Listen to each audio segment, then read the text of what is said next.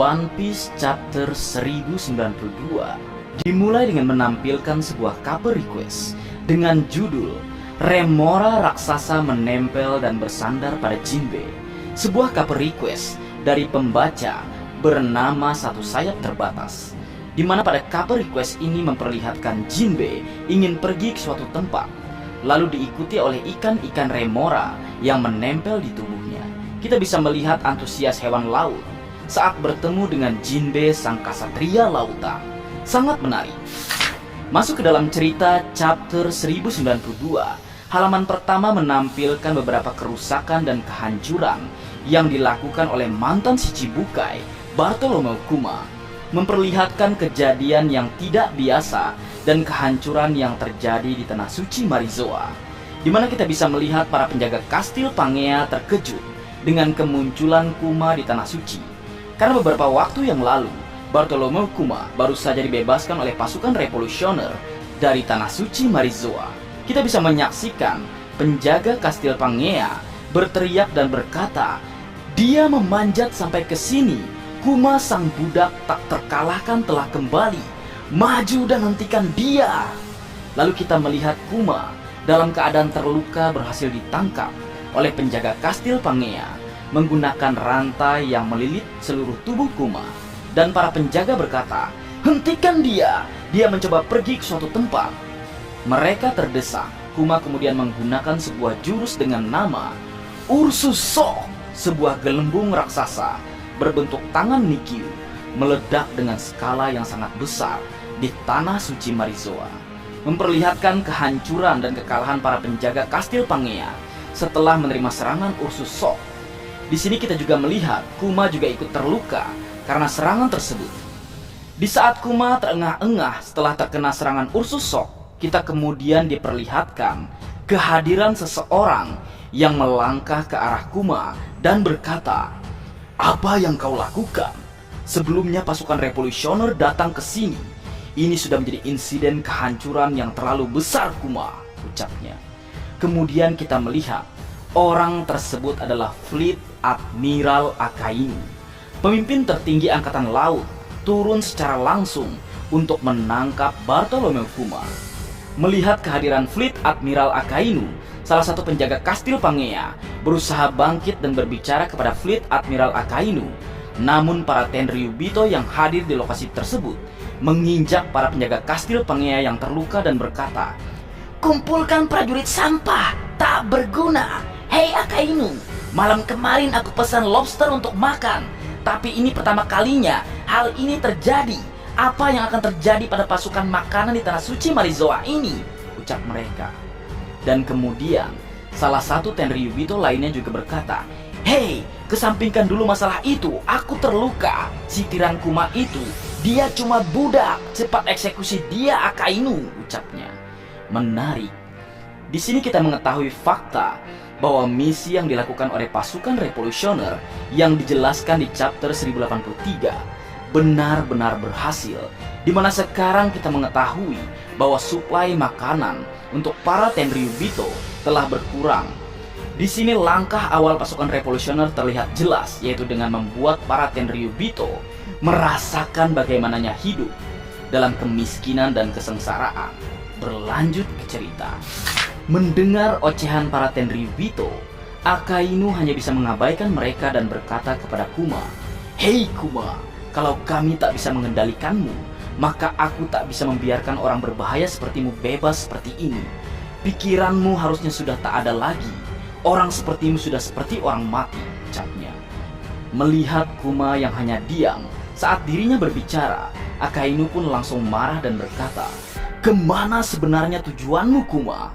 Lalu Akainu mengaktifkan kekuatan Mogu Mogu no Mi dan menyerang Kuma menggunakan sebuah jurus dengan nama Hellhound, sebuah jurus yang sama dengan jurus yang digunakannya saat melawan Shirohige di chapter 575, di mana kita melihat setengah dari kepala Bartholomew Kuma hancur, mirip dengan yang terjadi kepada Shirohige.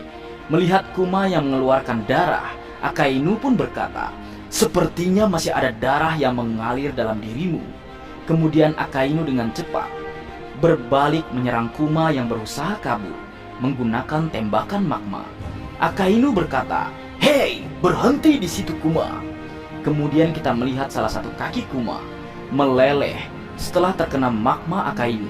Lalu panel memperlihatkan Kuma kesakitan dan berusaha kabur, sehingga akhirnya Kuma berhasil kabur menggunakan kekuatan buah iblisnya. Melihat Kuma berhasil kabur, Akainu kemudian mengingat kejadian masa lalu dirinya dan Jawalri Bani saat bertemu di sebuah pulau di dunia baru, tepatnya pada chapter 595, di mana Akainu berkata kepada Jawalri Bani, "Kau bisa berteriak sesukamu, tapi pikiran Kuma tak akan kembali. Dia sendiri yang mengajukan diri untuk menjadi senjata tempur," ucapnya. Kemudian dalam kilas balik tersebut, kita melihat Jawalri Bani membalas perkataan Akainu. "Bohong, tak mungkin dia mengajukan dirinya untuk hal itu. Tidak mungkin dia ingin meninggalkanku," ucapnya. Lalu kita melihat para Tenryubito berteriak kepada Akainu dan berkata, "Hei, kemana Kuma?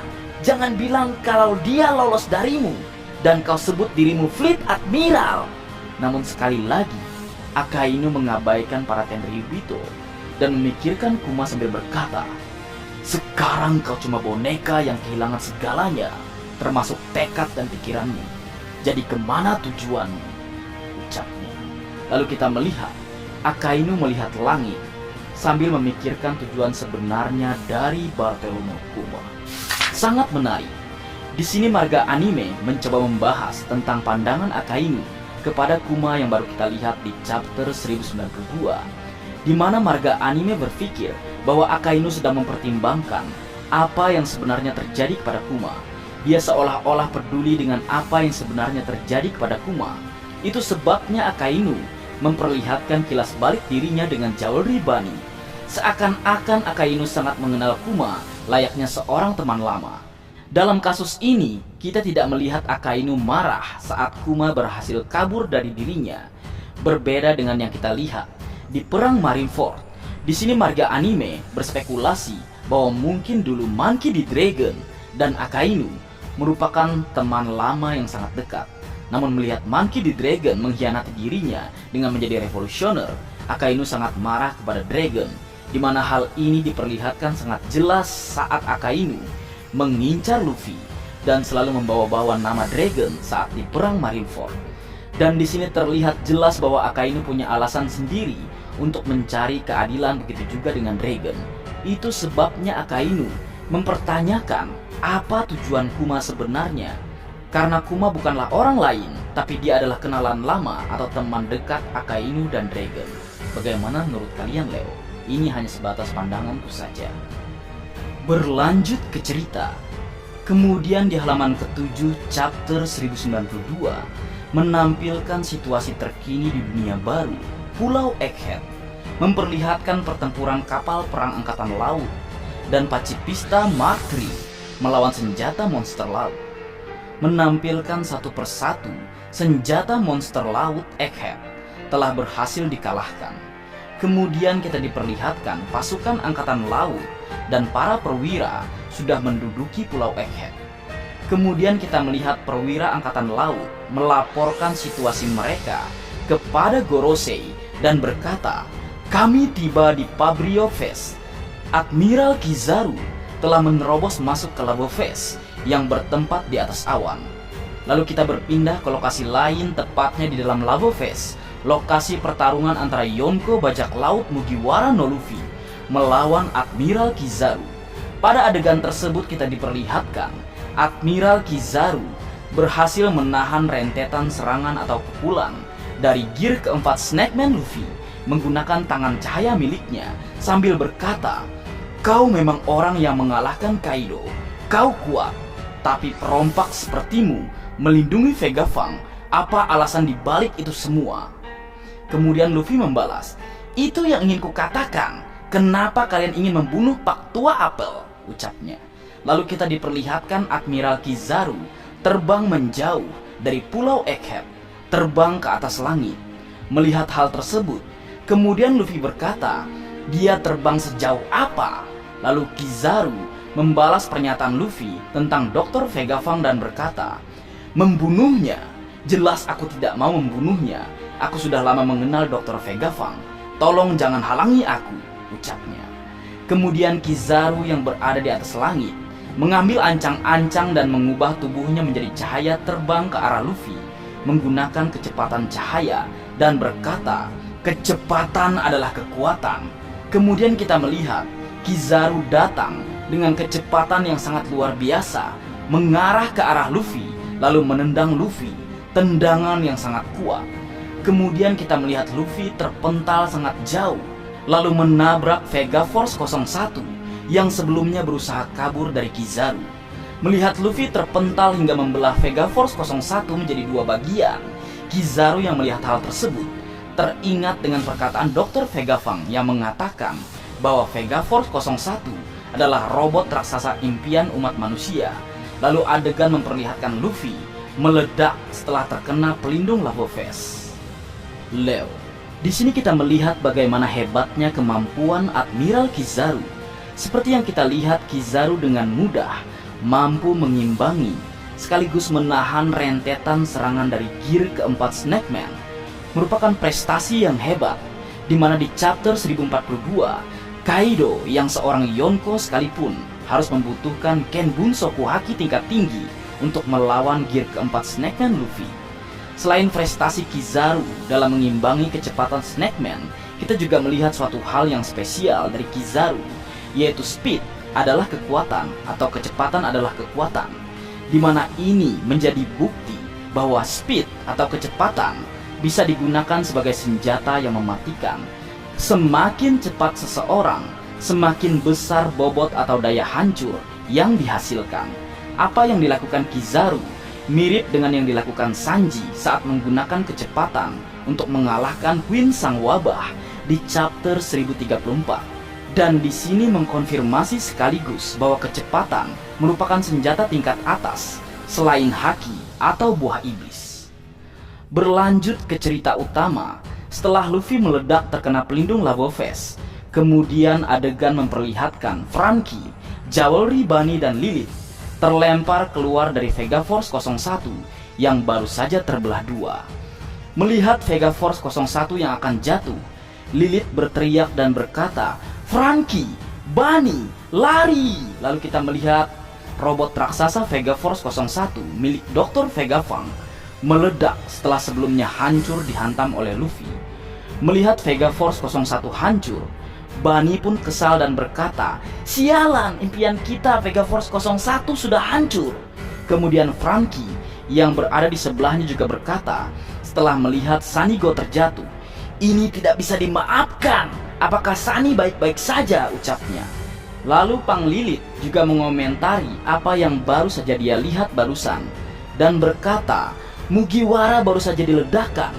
Mendengar hal tersebut, Franky yang berada di hadapan Kizaru marah dan berkata, "Kizaru, brengsek kau!" ucapnya. Namun Kizaru tidak mempedulikan Franky. Namun Kizaru justru tertarik melihat kehadiran Bunny dan berkata, "Jadi kau sudah tumbuh besar, Bunny. Anak-anak zaman sekarang memang cepat besar. Kau punya dendam padanya kan? Aku beri perintah untuk membunuh Dr. Vegapunk yang kau benci itu." Mendengar Kizaru memprovokasi dirinya, Jewelry Bunny yang kesal berkata, "Target musuhku berubah." Lalu kita melihat Bunny menyerang Kizaru menggunakan sebuah jurus dengan nama Trash Death Thrust. Namun Kizaru dengan mudah menghindari serangan tersebut, lalu menendang Bunny sambil berkata, "Selain dari target misiku, tolong jangan buat aku melukai orang-orang yang aku kenal lebih banyak lagi," ucapnya. Lalu kita melihat Bunny terpental jauh lalu meledak setelah mengenai pelindung lava vest. Menarik. Sebelum berlanjut, Marga Anime ingin membahas dialog Kizaru kepada Bunny, di mana dialog tersebut sangat menarik. Kita bisa mendengar Kizaru baru saja mengatakan Jewelry Bunny sudah tumbuh besar, di mana Kizaru menganggap Bunny adalah seorang anak-anak, mirip dengan perkataan dari Gorosei Saturn di chapter 1089 yang berkata bahwa Bunny merupakan gadis kecil. Melihat Akainu, Gorosei, dan Kizaru berkomentar tentang Bunny, kita mengetahui fakta bahwa Jewelry Bunny dan Kuma telah lama mengenal para admiral dan Gorosei. Itu sebabnya Kizaru berkomentar, "Jangan buat aku melukai orang-orang yang aku kenal." Jadi ini memperjelas bahwa Kuma dan Bani merupakan karakter yang sangat berpengaruh di masa depan. Karena di masa lalu, Kuma Bani sangat berhubungan erat dengan Angkatan Laut, Gorosei, dan juga Monkey D. Dragon. Dan Marga Anime berharap kepada Oda Sensei nantinya untuk memperlihatkan kilas balik Kuma yang dilihat Jewelry Bani pada chapter 1074. Karena itu sangat penting untuk diketahui asal-usul dan kenapa Kuma rela menjadi senjata tempur. Menarik bukan, Leo?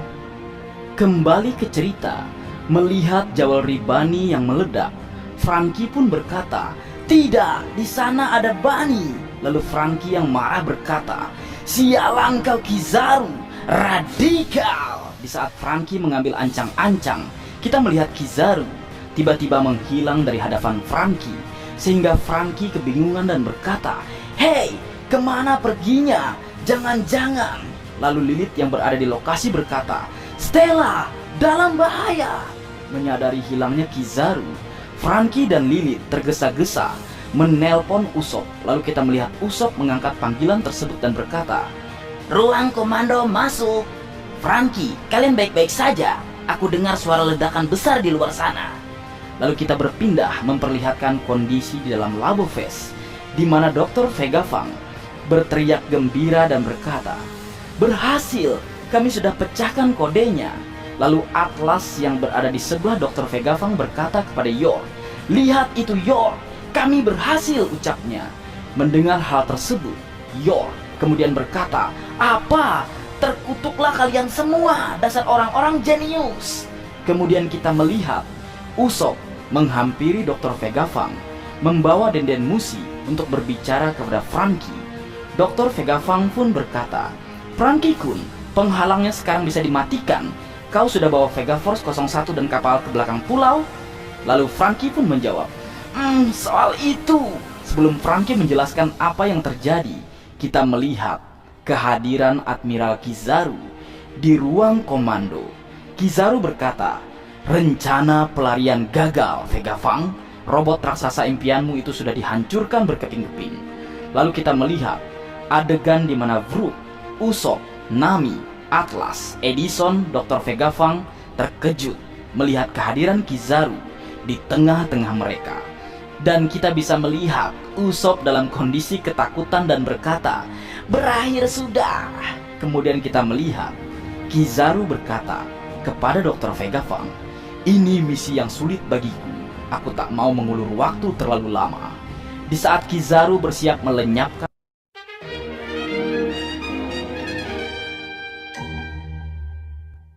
Dr. Vegapunk, kita melihat kedatangan yang tak terduga dari kapten tercinta kita, Monkey D. Luffy, dalam bentuk gear kelima, Sangatnika raksasa, mencengkram Kizaru dengan tangannya, di mana semua orang yaitu Dr. Vegapunk, Atlas, Usopp, dan Nami terkejut melihat kehadiran Luffy. Lalu terlihat tubuh Luffy penuh dengan luka bakar setelah sebelumnya meledak terkena pelindung Labo Fest. Melihat Luffy yang berhasil mencengkram dirinya, kita diperlihatkan adegan Admiral Kizaru berbicara. Akhirnya muncul, jadi ini yang dirumorkan itu. Lalu kita melihat Kizaru mengeluarkan keringat dingin setelah melihat bentuk gear kelima Luffy. Dalam keadaan marah, Luffy berkata, "Ya, ini sakit, panas, beraninya kau menghempaskanku sampai ke bawah. Aku sudah 2 kali melewati dinding penghalang. Kukira aku bakal mati," ucapnya. Kemudian panel berubah memperlihatkan robot kuno Pulau Egghead mendengar suara detak jantung Luffy. Dom, dut, dada, dom, dut, dada. Lalu kita diperlihatkan robot kuno yang telah tidur selama 200 tahun akhirnya bangkit. Kita melihat mata dari robot tersebut mengeluarkan cahaya. Wadidaw, betapa mengerikannya kemampuan gear kelima. Apakah ini pertanda bahwa Luffy juga seseorang yang mampu mengendalikan suatu hal yang besar layaknya senjata kuno? Menarik untuk ditunggu. Namun ini merupakan suatu hal yang luar biasa nakama semua. robot kuno yang telah tertidur lama akhirnya bangun dan bangkit. Di mana marga anime berspekulasi bahwa robot kuno ini mungkin akan membantu Luffy keluar dari Pulau Egghead. Karena kita tahu Vega Force 01 sudah dihancurkan, adalah kehadiran robot kuno yang siap melenyapkan seluruh angkatan laut di Pulau Egghead dan membantu kapten tercinta kita Luffy dan yang lainnya kabur menuju Pulau Elbap, pulau para raksasa